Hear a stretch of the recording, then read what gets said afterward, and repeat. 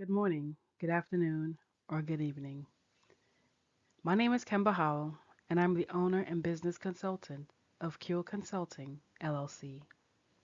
I'm here today to discuss small business cash flow management. Poor cash flow management is one of the top 5 reasons small businesses fail within the first 5 years. As an entrepreneur, you may have stepped out on your own to either have freedom to manage your schedule, make more time for the personal aspects of your life, or start a business with the plans to scale, sell, and repeat. Whatever the reason, in order to be successful, we must manage our cash flow to run a sustainable business. And I say we because I too am a small business owner. I've put together a deck on the importance of cash flow management and a few tips to help. It is not an in depth review, but an overview of the subject for you to understand where you should invest some time to learn more and dig deeper. And if you have any questions, please feel free to reach out to me. My contact information is available at the end of this presentation. As previously mentioned, a lack of proper cash flow management is one of the top 5 reasons small businesses fail. Being able to manage a positive cash flow is critical to the success of any business, whether that business is small, medium, or large. Right? So there are many things that can impact a company's ability to meet their financial obligations. Changes in society, the cyclical nature of consumer purchase habits, the entrance of a new competitor. These are just a few examples of things that can result in irregular revenue. Sales may be up 5% one month and down 50% the next. Another example, late customer payments. Not all customers pay their bills on time. Love them to, but they don't all do it. Right? So irregular revenue, late payments, these are just a couple things that make it difficult to meet that can make it difficult to meet financial obligations. So it's important to really manage the cash flow for when these things are happening. So what is cash flow? Cash flow is the movement of money into your business and out of your business. And a business can have a positive or negative net cash flow. Cash is either generated or used by 3 different types of activities. Those are operating, investing, and financing activities. Now, when you review your cash flow statement, you'll notice that there are 3 sections on the statement that, when combined, provides you a total view of your cash flow. I will not go in depth on these activities, but I'll give you a high level overview. Operating activities refer to cash from the day to day operations. For example, revenue from your customers or clients, and expenses related to maintaining the day to day operations, payroll, and things of that nature. Investing activities are typically investments that result in some sort of recognized asset on the balance sheet. So things like investing in a building, equipment, land, and then also things like stocks of other companies. And then finally, financing activities are funds that are attained from an outside source. For example, obtaining or paying back a bank loan or cash that is generated from issuing stock. So that's just a high level overview of the 3 different types of activities that either generate or use cash. So now that we know what cash flow is, what is cash flow management? Managing your cash flow effectively requires you to track, analyze, and optimize the movement of money into your business and out of your business. You must review your cash inflows from sales, investments, and loans, as well as the outflows to cover expenses like supplies and inventory.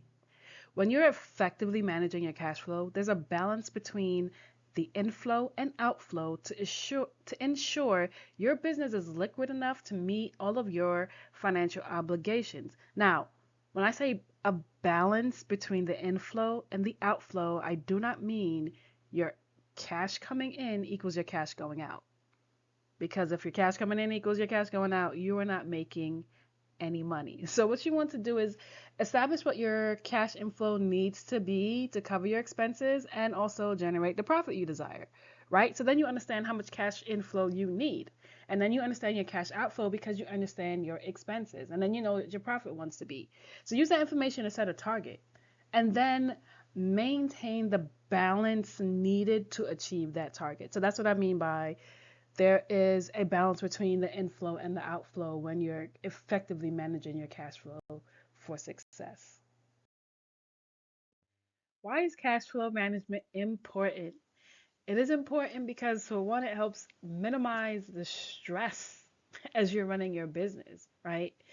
There's always uncertainty when it comes to how successful your business will be, and understanding your cash flow helps you really look at that cash flow projection and understand how successful and sustainable your business is.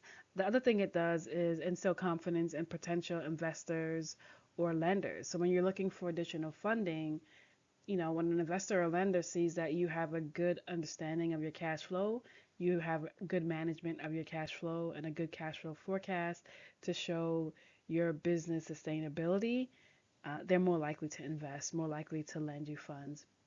On the other side of it, if you want to reduce your need to borrow cash to run your business, you must understand the cash flow required to maintain your business, right? So, having a good understanding of cash flow improves your ability to meet your financial obligations because you understand the ebbs and flows.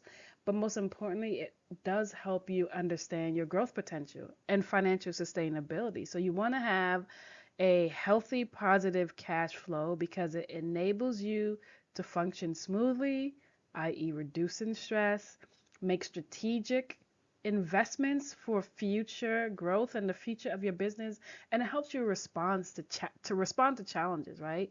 So when things come up, you have a good cash flow, you understand your inflows and your outflows, and you're better able to respond to the challenges that arise in your business. On the next few slides, I will cover a few tips for effective cash flow management. Now, this is not an extensive review. There are a few areas out of many that impact your ability to manage your cash flow for success. I will not go through each of these tips in detail, just an overview and a couple examples to help you understand a few key areas to delve into and seek to gain more knowledge to effectively manage your cash flow with success.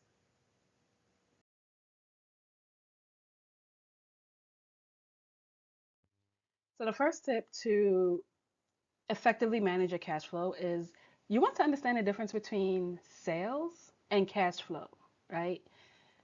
Some people think, hey, if I generate more sales, I'm going to have even more cash flow. But you need to know that as sales increase, expenses increase. If you sell a widget, the more widgets you sell, the more your sales will increase.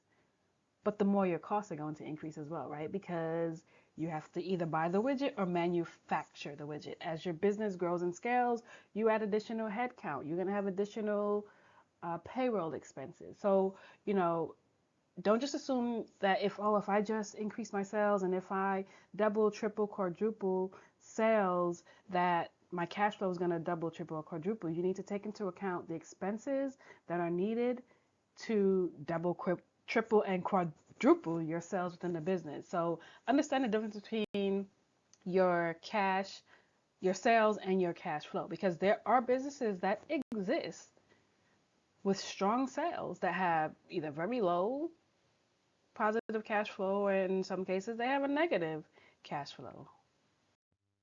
This is an example of a consumer goods company that saw an increase in sales between 2017 and 2019 of 93%. But the company had a negative cash flow in 2019. So, again, understand the difference between sales and cash flow. Now, that example wasn't presented to analyze our financial statements. It was just to stress the importance of really truly understanding the difference between sales and cash flow if you want your business to be sustainable, because you cannot have a sustainable business with a net negative ongoing cash flow. Another way to effectively manage cash flow is to find ways to reduce expenses. So you want to identify the areas within your business where you can eliminate or reduce your expenses. Now, you want to do this without compromising the quality of your product or services, because the quality of the product and the quality of the service you provide, those are the reasons your customers are coming to you. Those are the reasons you have customers. Those are the reasons you're generating revenue. So you don't want to compromise quality that's going to impact your revenue, right? So as you look to eliminate and reduce expenses, keep quality top of mind. So some examples, just one example is in subscriptions and services, right? So you may have software that you purchased when you started your business because you thought it would be needed. And then you realize, oh, well, I don't use this software nearly as much as I thought I would. Cancel the subscription. Don't purchase the software. Or you may have options where there's a free version with limited functionality and then the paid versions, right?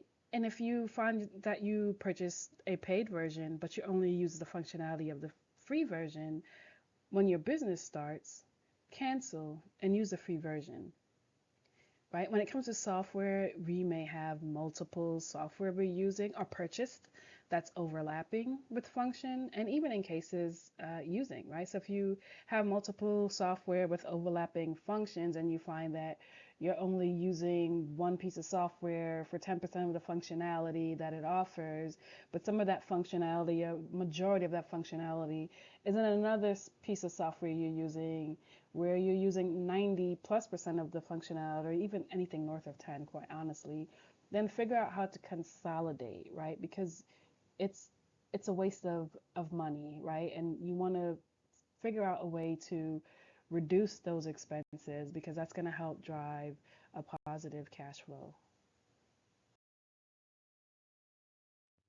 Next tip, manage payment terms.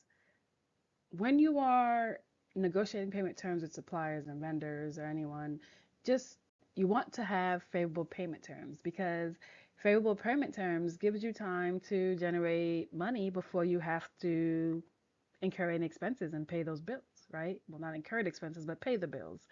So an example is negotiating payment terms that are favorable versus your accounts receivables or your customers, clients. So if you have payment terms with the customers where they're paying in 30 days, negotiate 45-day payment terms with your vendors or suppliers, right? So this gives you time to generate that income, receive the income and sales from your sales before you have to actually pay your bills. Another way is maybe you pay your vendors less by negotiating a discount for early payment. So you might go back through and look at all your vendors and say, you know what, and reach out to them and negotiate a discount for early payment. So this way you're spending less money, and that's how you're helping to increase your positive net cash flow by reducing the expenses you incur by paying earlier, but you're paying less. The next is revenue diversification. So you want to figure out a way to have what we'll call it multiple streams of revenue, because a few of the benefits are increased stability and security, because you have different areas where you have revenue coming in, increased flexibility and adaptability, so you have a little bit more freedom, there's more revenue opportunities, it may give you a competitive advantage, right? So you want to find ways to diversify your revenue, right? And that can be new markets, it can be new products and or services, and really residual revenue, right? Is identify ways to make residual revenue. And in our personal lives, we talk about residual, multiple streams of income and residual income. That residual income is just kind of coming in when you're chilling and relaxing. You want to find ways to see if you can also get residual revenue, right? So when we talk about diversification, it can be expanding your customer base with an existing product. So you have an existing product you're selling, identify new markets and new customers to sell that product to, or offering a new product or service to your existing customer, right? So you have your existing customer base, a strong customer base, find a new product or a new service that you can offer them. One example of residual revenue would be referral fees or commissions. So maybe you're a consultant in one field and you know a consultant in another field, another area, right? You're not competitors because you have a different client base as far as the services you provide. Now you can work out an agreement with them where you earn referral fees. So you may have a client, let's say you are you provide financial consulting. You may have a client where you provide financial consulting, and then they say, hey, we're looking for someone to provide marketing support or marketing consulting. And if you know a marketing consultant, you can work out a deal with them for referral fees or commission. So if you send them a customer, you receive income that way, right? And it's in those types of residual income, it's you're already having a conversation with the customers and just a referral. And you can even build in a commission related to the amount of revenue that they generate from the customers that you send their way. And another example is membership fees. So if you have a service or you offer some type of service on your site, you can have members sign up and they'll pay a membership fee. So you have that monthly recurring income that's coming in. That's another way that you can look to diversify your revenue. So, but as you do all of this, as you're diversifying your revenue, just make sure you understand your capacity, right? You don't want to put yourself in a situation where you're overloaded because you're trying to launch in all these different markets and launch all these new different products and services. So always keep an eye on your capacity and don't overload yourself.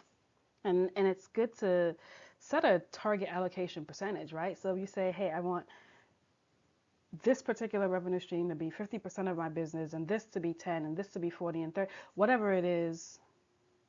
Yeah, that was over 100. Set the allocation percentages to really define what percentage of revenue you want to come from each of those streams, and it helps you to stay focused and targeted. And you can always adjust, right? Because you always want to calibrate throughout the year, and you can always adjust those percentages as you are deep into each of those revenue streams, and you see how they're working. So set those targets and always, always, always keep your long-term goals and your strategy in mind, right? You want to focus on what your long-term goals are, and make sure, however you're diversifying your revenue, it is helping you achieve those long-term goals. Another tip is to invest your surplus cash. So you have a net positive cash flow. So now you have a surplus of cash. Don't just leave it sitting in your business checking accounts. Make it work for you. Make it generate additional income for you, right? So invest it in short term, low risk investments, something that will give you interest, but also key, keep your cash accessible for when if you do actually need it, because you want to be prepared for the unexpected. So you don't want to lock it up in something where it will be hard to access if you need it to address some unexpected business expense. So invest in short term, low risk, interest paying vehicle that allows you to access your cash when you need it. And the last tip for today is to hire a financial professional. If managing your cash flow becomes challenging or even overwhelming, it may not. I think that if we all invested our time to learn a subject, we can all manage through it, but sometimes we just don't have the capacity to do it. So if it becomes challenging or it becomes overwhelming because you don't have the capacity to do it, consider seeking advice from a finance professional, someone who can provide tailored strategies based on your specific situation. Do not be afraid to ask for help, because cash flow management is extremely important for the long term success of your business. So you want to manage it effectively, and if you cannot, get help where you can.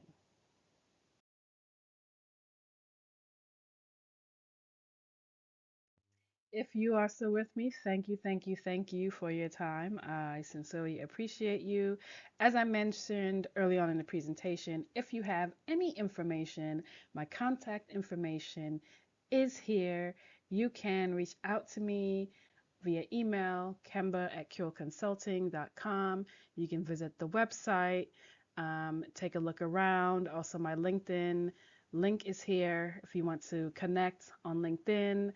You can schedule a free consultation if you want to just sit down and chat to discuss your needs, and what we may be able to do to help you out. You can click this link to schedule a free consultation. You can also schedule a free consultation by contacting through email, the website, or LinkedIn page. And just to give you a little bit of information about Cure Consulting, Our mission is to empower organizations to achieve their full potential and drive sustainable growth.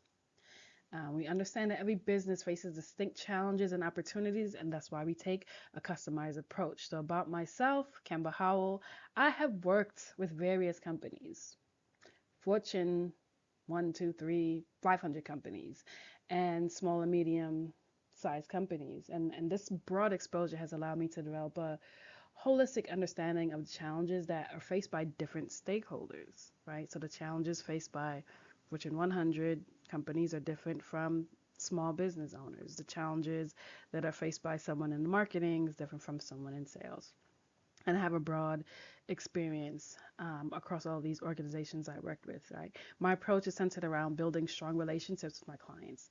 So I like to foster open communication, actively listen to their goals and concerns.